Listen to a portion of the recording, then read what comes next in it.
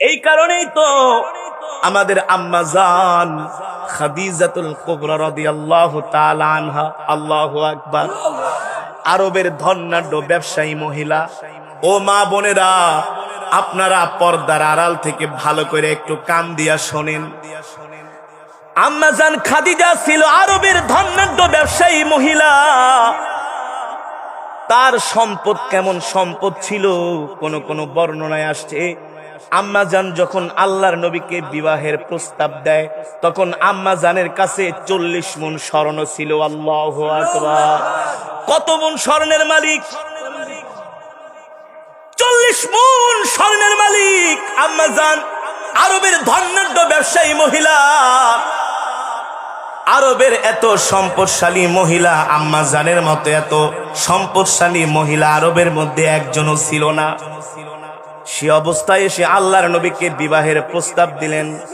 ও মুহাম্মদ, আপনি কি আমাকে বিবাহ করবেন? আল্লাহর নবী বলে, খাদিজা, আপনি আমাকে কেন বিবাহ করবেন? আপনি আরবের ধনাঢ্য ব্যবসায়ী, আপনার সম্পদের অভাব নাই, আপনার বংশ ঐতিহ্য মর্যাদা কোনো কিছুর অভাব নাই।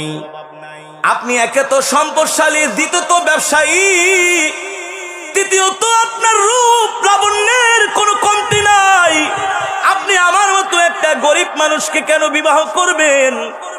আম্মা জান খাদিজা রাদিয়াল্লাহু তাআলা আনহা বলে, ও মুহাম্মদ, আপনি আরবের কোনো সাধারণ মানুষ না, আমি আপনাকে ভালো কইরাই চিনতে পেরেছি। আল্লাহু আকবার।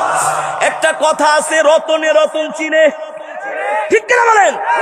আম্মা জান আমার নবীকে চিনতে ভুল করে নাই যে এই মুহাম্মদ হলো আল্লাহর নবী, কোনো সন্দেহ? তার মতো এত দামি মানুষ পৃথিবীর জমিনে আসে নাই আর কোনদিন।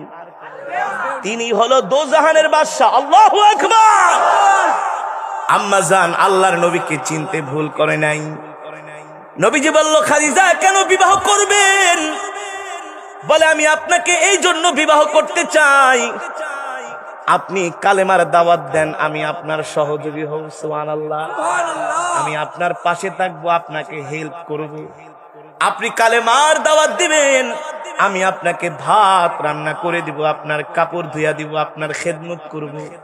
আপনি যদি চান আমি আপনার সহযোগী হইয়া আমিও খাদিজা কালেমার দাওয়াত দিব। আল্লাহু আকবার।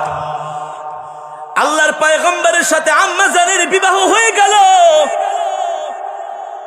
40 মণ স্বর্ণ এনে আল্লাহর নবীর দরবারে হাজির করলেন।